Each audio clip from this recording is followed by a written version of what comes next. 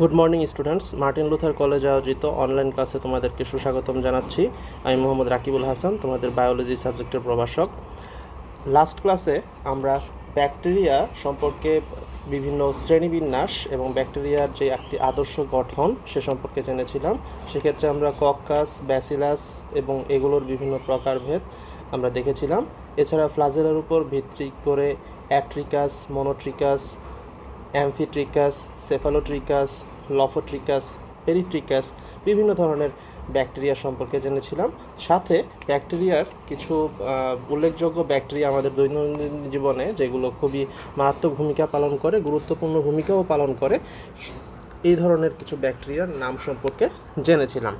আজকে ব্যাকটেরিয়ার প্রজনন বা ব্যাকটেরিয়া কীভাবে বংশবৃদ্ধি করে সে সম্পর্কে আমরা বিস্তারিত জানব। তো চলো শুরু করি। প্রজনন বলতে মূলত আমরা বুঝি একটি জীবের কীভাবে তার বংশবৃদ্ধি করে বা পরবর্তী প্রজন্ম সৃষ্টি করে। মূলত ব্যাকটেরিয়ার ক্ষেত্রে ব্যাকটেরিয়ার যে প্রধান প্রজনন পদ্ধতি সেটা হচ্ছে দ্বিবিভাজন পদ্ধতি। এছাড়াও ব্যাকটেরিয়া মুকুলোদ্গম পদ্ধতি এবং অযৌন পদ্ধতিতেও বংশবৃদ্ধি করে থাকে এবং যৌন প্রজনন পদ্ধতির মাধ্যমেও ব্যাকটেরিয়া বংশবৃদ্ধি করে। তো সেক্ষেত্রে এই এতগুলো প্রজনন পদ্ধতির মধ্যে দ্বিবিভাজন পদ্ধতি সবচেয়ে বেশি হয়ে থাকে। তাই এটি হচ্ছে ব্যাকটেরিয়ার জনন পদ্ধতির মধ্যে সবচেয়ে প্রধান জনন পদ্ধতি। এটি মূলত একটি অযৌন পদ্ধতি। এছাড়া কুঁড়ি তথা মুকুলোদ্গম প্রক্রিয়ায় কোনো কোনো ব্যাকটেরিয়াতে সংখ্যা বৃদ্ধি হতে পারে। তো কুঁড়ি সৃষ্টিতে মূলত সেটাকে অঙ্গজ জনন পদ্ধতিও বলা হয়ে থাকে। এছাড়া যে অযৌন জনন পদ্ধতি সেক্ষেত্রে মূলত হচ্ছে প্রতিকূল পরিবেশে ব্যাকটেরিয়া গনিডিয়া এবং বা অ্যান্ডোস্পোর সৃষ্টির মাধ্যমে এই প্রজননটা সম্পন্ন করে থাকে। তো চলো আমরা একটি একটি করে বিস্তারিত দেখি।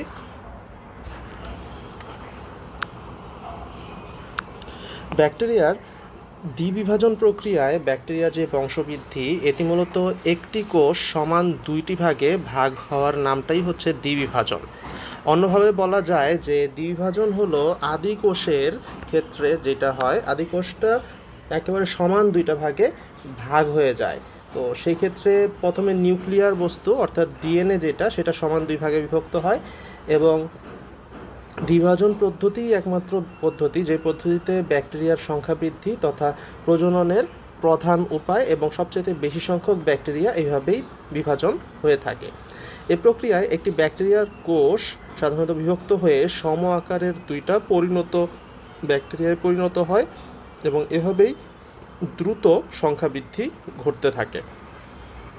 প্রত্যেকটি ব্যাকটেরিয়া সাধারণত এই যে ছবি, এই ছবির মতন করেই উপায়েই হচ্ছে ব্যাকটেরিয়ার এই দ্বিবিভাজন পদ্ধতিটা সম্পন্ন করে থাকে। প্রথমত সে ক্রোমোজোম তথা ডিএনএ যেটা ব্যাকটেরিয়ার মাঝে থাকে সেটার দুই প্রান্তের মাঝামাঝি অবস্থান নেয়। এই যে দেখো এখানে এই যে ভেতরে যে ডিএনএ বস্তুগুলো, এই ডিএনএ বস্তুগুলো প্রথম হচ্ছে এখানে বিভাজনটা শুরু হবে এবং এগুলো হচ্ছে দুই প্রান্তের মাঝামাঝি অবস্থান নেয় এবং প্লাজমা মেমব্রেনের সাথে অনেকটা হচ্ছে সাথে সংযুক্ত হয়ে থাকে। এরপরে 2 নাম্বার স্টেজে দেখা যায় যে প্লাজমা মেমব্রেনের সাথে সংযুক্ত অবস্থায় ডিএনএ অণুর মধ্যে প্রতিলিপন হয়, অর্থাৎ এক্ষেত্রে ডিএনএ অণুর প্রতিলিপন হয় এবং সেটা হচ্ছে প্লাজমা মেমব্রেনের সাথে কিন্তু সংযুক্ত এখনও রয়ে গেছে। এরপরে 3rd স্টেজে দেখা যায় এই অবস্থায় কোষটি লম্বায় বৃদ্ধি পায়। দেখো এই 2nd স্টেজ থেকে 3rd স্টেজে ব্যাকটেরিয়ার যেই লম্বা দৈর্ঘ্যে কিন্তু সে যথেষ্ট প্রায় ব্যাসিলাসের মতন হয়ে গেছে এবং লম্বা রড শেপ আকারে লম্বা হয়েছে এবং কোষ প্রাচীর এবং প্লাজমা মেমব্রেনের যে বৃদ্ধি এটা কোষের দুই প্রান্তের মাঝামাঝি ঘটে থাকে। এটা সাধারণত এই যে বৃদ্ধিটা এটা মূলত হচ্ছে দেখো এই মাঝামাঝি স্থানটাতে হচ্ছে বেশি হয়েছে এই বৃদ্ধিটা এবং কোষ প্রাচীর এবং প্লাজমা মেমব্রেন লম্বায় বৃদ্ধির কারণে ডিএনএ রেপ্লিকাটা দুই দিকে সরে গেছে। দেখো এখানে ছিল এক জায়গায়, এটা কিন্তু এখানে দুই জায়গায় এটা সরে গিয়েছে এবং পৃথক হয়ে গিয়েছে এবং এর ফলে দেখা যায় যে কোষ প্রাচীর এবং প্লাজমা মেমব্রেন লম্বায় বৃদ্ধির কারণে ডিএনএ রেপ্লিকা দুই দিকে পৃথক হয়ে যায় এবং লম্বায় বৃদ্ধিপ্রাপ্ত কোষের মাঝখানে যে প্লাজমা মেমব্রেন, এই প্লাজমা মেমব্রেনে একটা ভাঁজের সৃষ্টি হয় এবং ভেতরের দিকে বৃদ্ধিপ্রাপ্ত হতে থাকে সেই ভাঁজটা, এবং একই সাথে কোষ প্রাচীর সংশ্লেষিত হতে থাকে।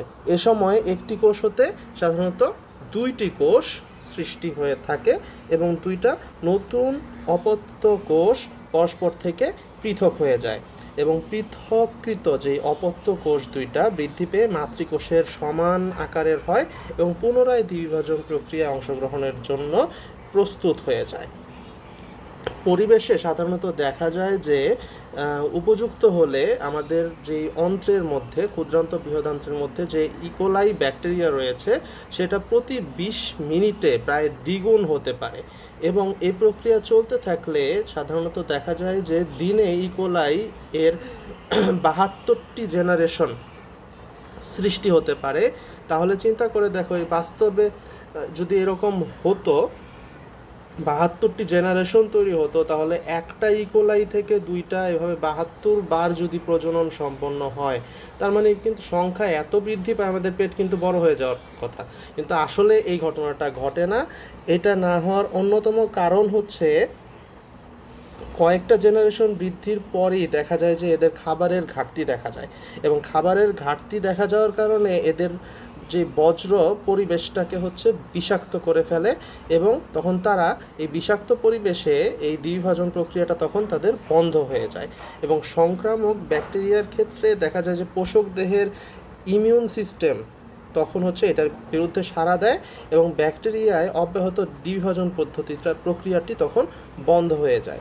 তো প্রয়োগকৃত ঔষধও মাঝে মাঝে দেখা যায় যে এই দ্বিবিভাজন প্রক্রিয়া বন্ধ করতে পারে, ফলে রোগটা আরোগ্য হয়ে যায়।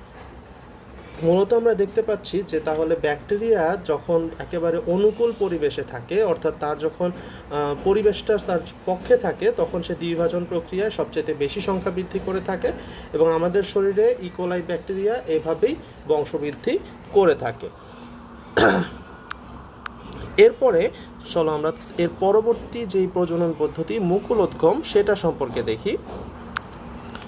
মুকুলোদ্গম পদ্ধতি সাধারণত কোনো ব্যাকটেরিয়াতে মুকুলোদ্গম তথা কুঁড়ি সৃষ্টির মাধ্যমে এই বংশবৃদ্ধিটা হয়ে থাকে। প্রথমে এক পাশে একটা ছোট্ট কুঁড়ি বের হয়, দেখো এখানে এক পাশে একটা ছোট্ট কুঁড়ি বের হয়েছে, পরে একদিকে কুঁড়িটি ধীরে ধীরে বড় হয় এবং এখানে দেখো এটা কিন্তু বড় হয়েছে এবং অপরদিকে মূল ব্যাকটেরিয়ার যে নিউক্লিয়েড বস্তুটা এখানে কিন্তু দুইটা খণ্ডে বিভক্ত হয়ে গিয়েছে এবং 3 নম্বর স্টেজে দেখা যায় যে নিউক্লিয়েড বস্তুটা একটি খণ্ড মুকুল অংশে প্রবেশ করে এবং মুকুলটি মাতৃকোষের প্রায় সমান হলে, যখন দেখা যায় যে এই মুকুলটা মাতৃকোষের সমান হয়ে যায়, এটা যখন সমান হয়ে যায় তখন তারা পরস্পর থেকে পৃথক হয়ে যায়। খুবই ছোট একটি সহজ একটি পদ্ধতি মুকুলোদ্গম পদ্ধতি। প্রথমে একটা মুকুল তৈরি হয়, দেন নিউক্লিয়েড বস্তুটা দুই ভাগে বিভক্ত হয়ে যায় এবং মুকুলটা আস্তে আস্তে বড় হতে থাকে। নিউক্লিয়েডের যে সেকেন্ড পার্ট সেটা মুকুলের ভেতরে প্রবেশ করে। যখন মুকুলটা একেবারে মাতৃকোষের সমান হয়ে যায় তখন দুইটা কোষ পরস্পর থেকে পৃথক হয়ে যায়। এটাই মুকুলোদ্গম পদ্ধতি। এরপর চলো দেখি অযৌনজনন পদ্ধতি এবং সেখানে অযৌনজনন পদ্ধতি সাধারণত দেখা যায় প্রতিকূল পরিবেশে ব্যাকটেরিয়া গনিডিয়া বা অ্যান্ডোস্পোর সৃষ্টির মাধ্যমে এই প্রজননটা সম্পন্ন করে থাকে এবং এক্ষেত্রে দেখা যায় যে সাধারণত লিউকোথ্রিস নামক একটি ব্যাকটেরিয়া, এটা এই জাতীয় যে সূত্রাকার ব্যাকটেরিয়ার অগ্রভাগ হতে গনিডিয়া নামক অযৌন একক সৃষ্টি হয়, যা একসময় পৃথক হয়ে যায় এবং অনুকূল পরিবেশে পূর্ণাঙ্গ ব্যাকটেরিয়া হিসেবে আত্মপ্রকাশ করে। ছবিতে এখানে এর পরবর্তী যে অযৌনজনন অ্যান্ডোস্পোর বা অন্তরেণু উৎপাদনের মাধ্যমে বংশবৃদ্ধি সেটা দেখানো হয়েছে। এখানে মূলত সাধারণত একটি ব্যাসিলিয়াসি গোত্রের বা ব্যাসিলাসের মতনই দেখতে, সেটার একটি গোত্র ব্যাসিলিয়াসি গোত্রের ব্যাকটেরিয়ার অন্তরেণু উৎপন্ন হয়েছে সেটা দেখানো হয়েছে। একটি ব্যাকটেরিয়াম হতে সাধারণত একটি অন্তরেণুটাই উৎপন্ন হয়। এখানে ছবিতে দেখানো হয়েছে যে ভেতরে যেটা, এটা কিন্তু একটা অন্তরণ রেণু, অর্থাৎ এন্ডোস্পোর, অর্থাৎ স্পোরটা হচ্ছে দেহের ভেতরে তৈরি হচ্ছে এবং একটি ব্যাকটেরিয়ার মধ্যে একটি অন্তরেণু উৎপন্ন হয়, তাই এর মাধ্যমে বংশবৃদ্ধি ঘটে না, প্রতিকূল অবস্থা অতিক্রম করে মাত্র। এবং অন্তরেণু সাধারণত গোলাকার বা ডিম্বাকার এবং অত্যন্ত পুরু প্রাচীরে আবৃত থাকে। অনুকূল পরিবেশে অন্তরেণুটা অঙ্কুরিত হয়ে একটিমাত্র ব্যাকটেরিয়া কোষ সৃষ্টি করে এবং এটাই প্রকৃতপক্ষে কোনো জনন প্রক্রিয়া না, শুধুমাত্র প্রতিকূল পরিবেশে নিজের প্রজন্মটাকে টিকিয়ে রাখার একটি কৌশল মাত্র।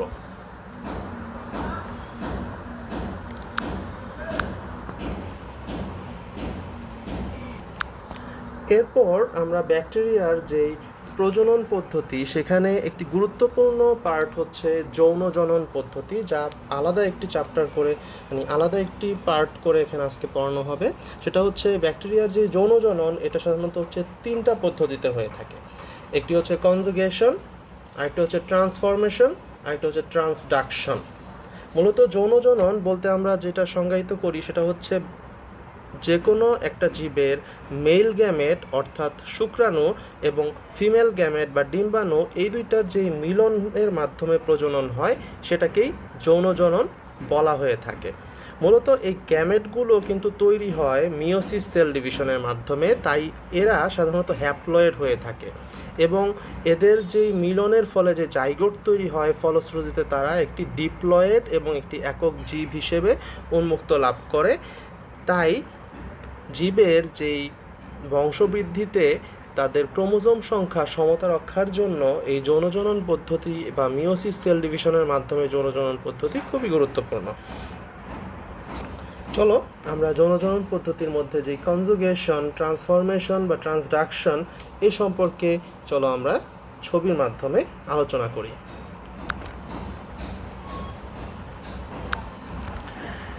ব্যাকটেরিয়ার মূলত হচ্ছে এই যে যেই যৌনজনন পদ্ধতি, প্রকৃতপক্ষে এটা ব্যাকটেরিয়ার ক্ষেত্রে যৌনজনন পদ্ধতি খুবই রেয়ার, এটা সাধারণত ঘটে না।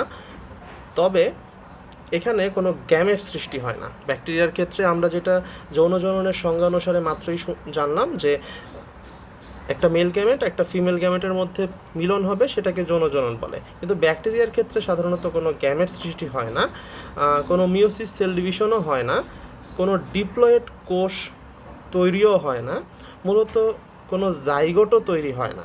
অর্থাৎ এটার যৌনজনন বলা হচ্ছে একটি ভিন্ন প্রক্রিয়ার মাধ্যমে। তবে এখানে কি হয়, মূলত বংশগতীয় বস্তু বা জেনেটিক ম্যাটেরিয়াল এটা এক জায়গা থেকে আরেক জায়গায় সাধারণত স্থানান্তরিত হয়। বংশগতীয় বস্তু বা ব্যাকটেরিয়াল যেই ক্রোমোজোম বা ডিএনএ, এটা মূলত হচ্ছে 3 ভাগে স্থানান্তরিত হতে পারে। একটি হচ্ছে কনজুগেশন নালীপথে, আরেকটা হচ্ছে ট্রান্সফরমেশনের মাধ্যমে, অথবা আরেকটা হচ্ছে ট্রান্সডাকশন প্রক্রিয়ার মাধ্যমে।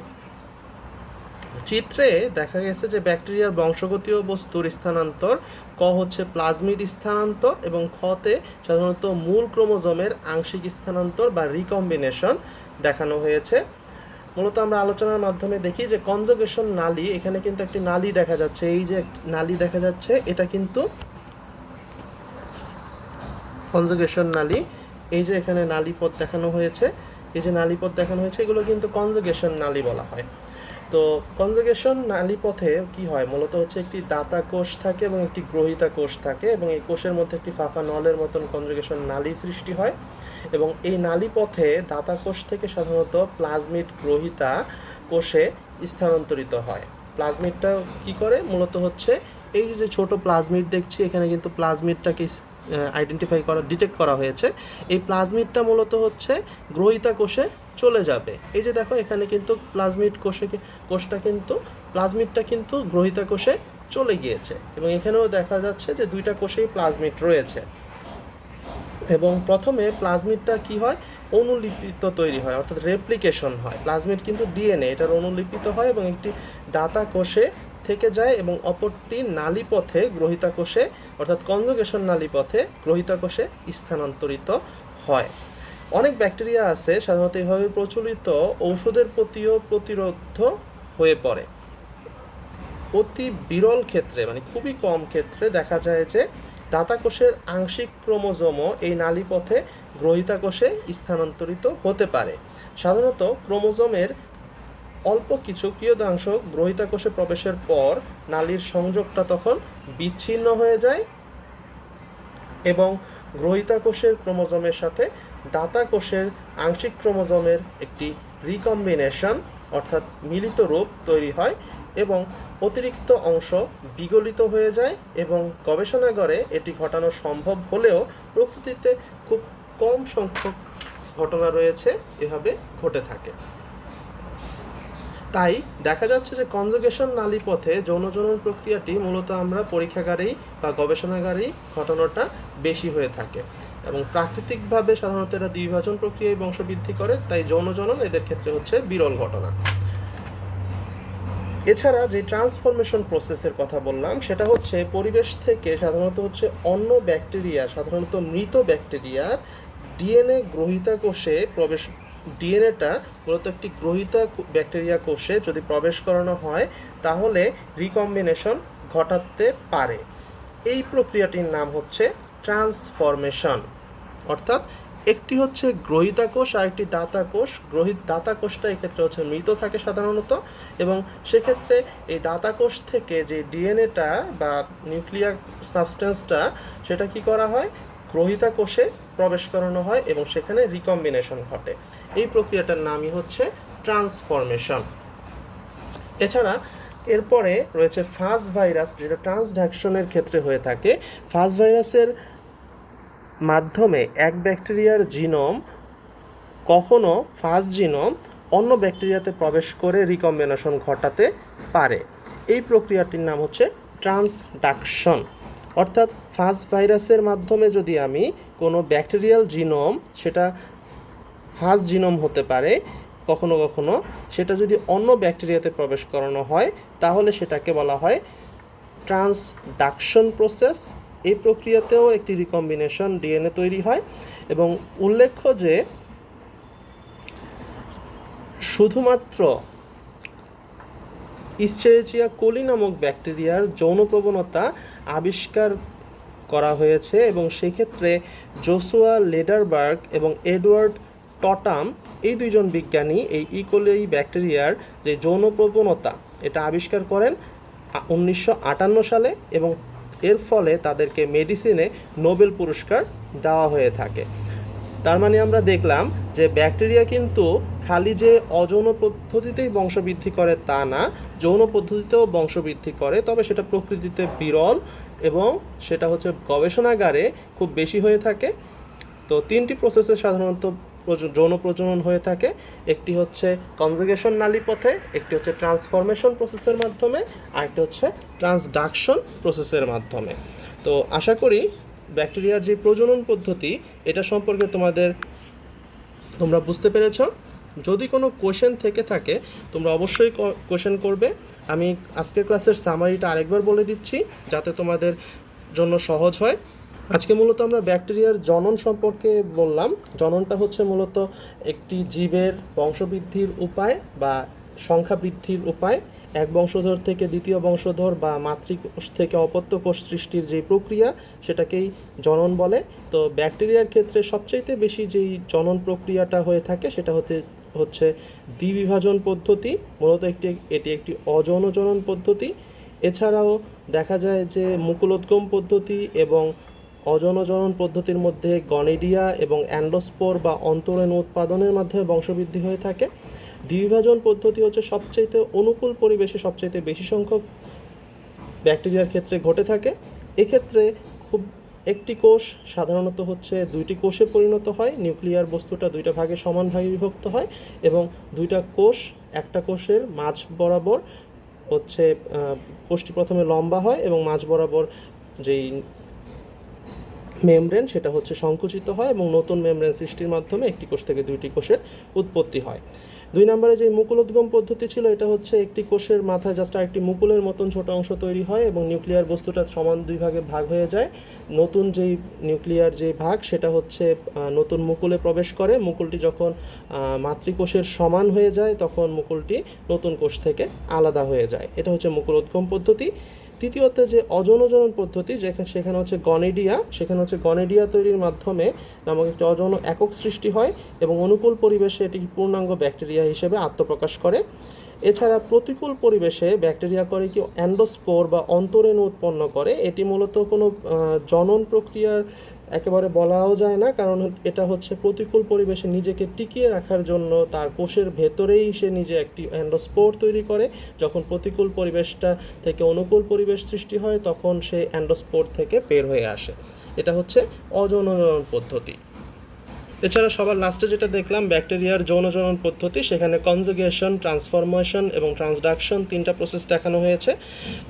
কনজুগেশন প্রসেসের মাধ্যমে আমরা দেখেছি সেখানে কনজুগেশন নালী তৈরি হয় এবং একটি ব্যাকটেরিয়া, 2টা ব্যাকটেরিয়ার মাঝখানে যে কনজুগেশন নালী তৈরি হয় সেই নালী পথে যে দাতা ব্যাকটেরিয়া সেটার প্লাজমিডটা গ্রহিতা ব্যাকটেরিয়ার দেহে প্রবেশ করে। কিছু কিছু ক্ষেত্রে দেখা যায় যে নিউক্লিয়ার কিছু পরিমাণ পার্ট, সেটা ক্রোমোজোমাল যেই পার্ট সেটাও গ্রহিতা কোষে চলে যায় এবং যখনই এটা প্লাজমিড যাওয়ার পরে এরকম নিউক্লিয়ার পার্ট বা ক্রোমোজোমাল যেই পার্ট সেটা যাওয়া শুরু করে তখনই সেই নালীপথটা বিচ্ছিন্ন হয়ে যায় অথবা সেটা ব্লকেজ তৈরি হয় এবং তখনই হচ্ছে কনজুগেশন পথ স্টেপটা সমাপ্তি ঘটে এবং 2টা নতুন ব্যাকটেরিয়ার কোষের সৃষ্টি হয়। এবং সেই ক্ষেত্রে দেখা যায় যে এই যে কনজুগেশন পদ্ধতি বা যৌনজনন পদ্ধতি, এখানে কোনো গ্যামেট ফর্মেশনও হয় না, এখানে কোনো মিওসিস সেল ডিভিশনও হয় না, এছাড়া এখানে নতুন কোনো জাইগোটও তৈরি হয় না।